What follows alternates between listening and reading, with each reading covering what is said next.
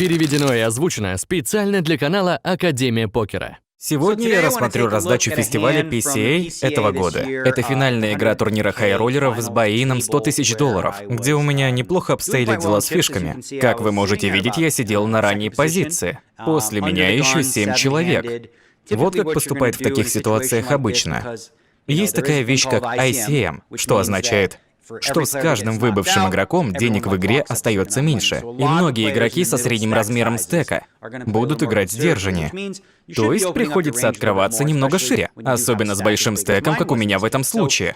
Итак, сейчас мы рассмотрим диапазон, который может быть немного нескладен, но это примерный диапазон того, с чем я могу открыть. И, конечно, он зависит от многих переменных, от того, кто на блайнде и тому подобного. Но в данной ситуации давайте условимся, что это 20% моего открывающегося диапазона. Естественно, тут есть все пары. Есть одномастные коннекторы, а также одномастные валеты и девятки, бродвейные карты. Все они здесь, и они составляют 20% рук.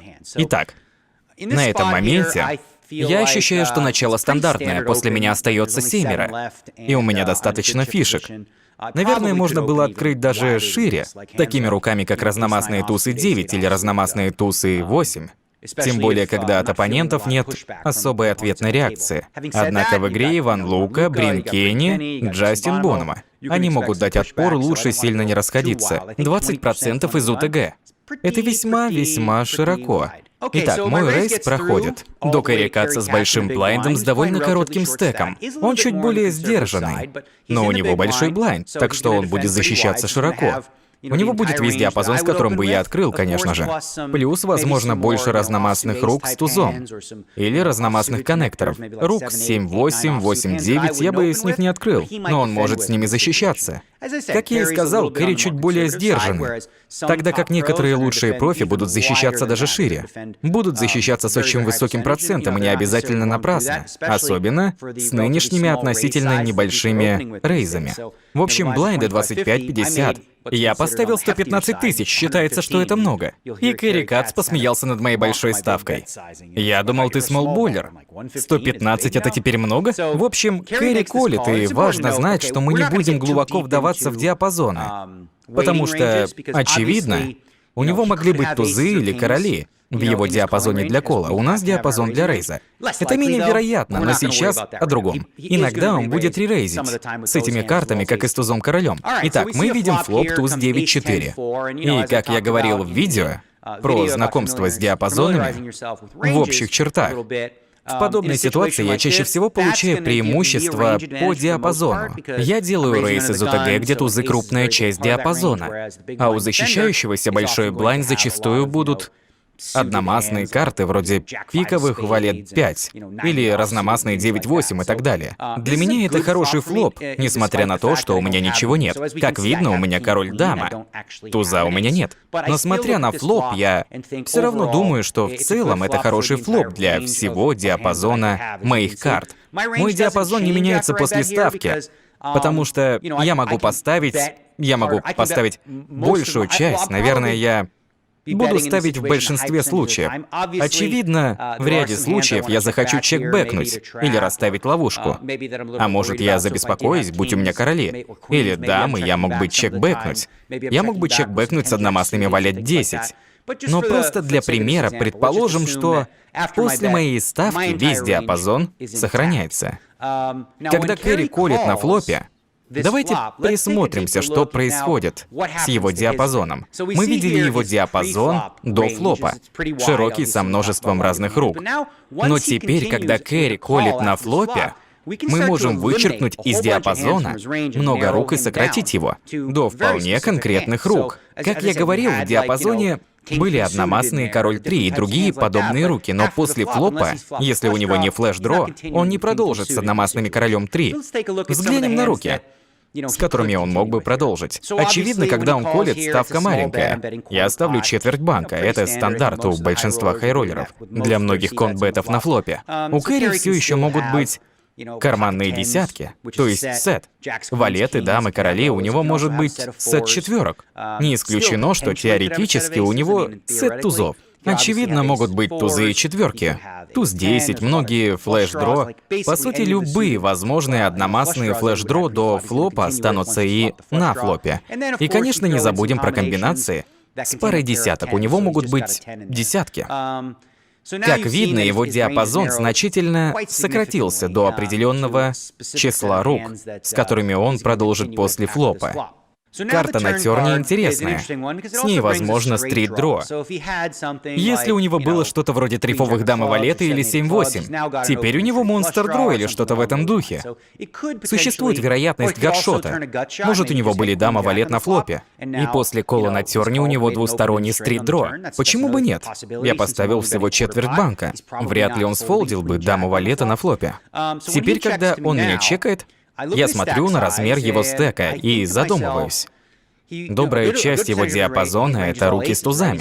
До флопа выше вероятность кола с тузами. Так что у него могут быть многие руки с парой. Или дро, с которыми можно колить ощутимую ставку. В данном случае я решаю, что маленькая ставка может обернуться проблемами. Я блокирую пару рук, с которыми он мог бы колить. Опять же, у него могли быть туз-король. Не каждый раз, тогда стратегия будет смешанной. С тузом-королем он часто может ререйзить. Также мы блокируем туза-даму. Туз-дама — более логичная рука, с которой он мог чек-колить на флопе, а затем чек-колить немалую ставку на терне. В данном случае я также буду мыслить немного эксплуатационно. Кэрри часто со мной играет, он знает, что обычно... Я редко блефую, я скорее сдержанный и тайтовый. И я посчитал так, в данной ситуации у меня нет большого дро. Конечно, есть шанс чекбэкнуть и получить валета. Будет здорово, я смогу выиграть с внутренними стрит-дро. Но мне показалось, что гораздо лучше будет играть агрессивнее. И меня не беспокоил чек-рейз-дро, потому что аутов у меня было немного. Возможно, будь у меня трифовые король-дама, стоило бы сделать ставку поменьше или даже чекбэкнуть, чтобы не терять эту руку. Но в данном случае я не обеспокоен, пусть будет что будет. Итак, в сложившейся ситуации я начал рассуждать, чтобы Кэрри заколил ставку такого размера с учетом размера его стека. Какой диапазон рук у него при этом может быть? Давайте рассмотрим руки, которые должны быть у Кэрри. Исходя из нашего с ним прошлого вдобавок к этой ситуации, в финальной игре с применением ICM. Итак, смотрим. Я думаю, в данной ситуации худшая рука, с которой он продолжит, две пары девяток и десяток. Если на флопе у него 10 с бэкдор флеш-дро, и на терне две пары, то этот расклад минимальная рука, с которой он будет колить. Другие руки, с которыми он может колить, трифовые 7, 8, трифовые дама валет, трифовые валет 8. Но, помимо прочего, в свете суммы, которую я поставил, ему не следовало бы продолжать с одним лишь флеш-дро. У него должно быть что-то еще. Даже флеш-дро или гадшот под вопросом. Несмотря на огромное число аутов, вряд ли они оправданы. Также я оказываю давление на все его руки с одной пары тузов, понимаете? Как оказывается, сами видите, у Кэрри имеется довольно большая часть диапазона с тузом-валетом. Есть много слабых тузов, с которыми он продолжит и десяток, и дро, и прочего. В данном случае я чувствовал, что должен сделать крупную ставку, чтобы он отказался от туза-валета. Если бы я поставил половину банка, или 60% банка, или что-то в этом районе, Кэрри продолжил бы минимум до терна. И на ривере мне пришлось бы решать, нужен ли мне тройной баррель. Вместо этого, вместо ставки в четверть банка, может быть в половину банка, а затем агрессии на ривере. Я поставил четверть на флопе и сделал взвешенную ставку на терне, чтобы действительно его прижать, надавить. Я мог себе это позволить, я лидировал по фишкам. На меня ICM не давило. То есть, даже если бы меня чек-рейзнули, я все равно был бы в выгодном положении. В таких ситуациях, особенно на турнирах, используешь преимущество в диапазоне. Я рейзил из УТГ. Играешь эксплуатационно, потому что мы с Кэрри знаем друг друга.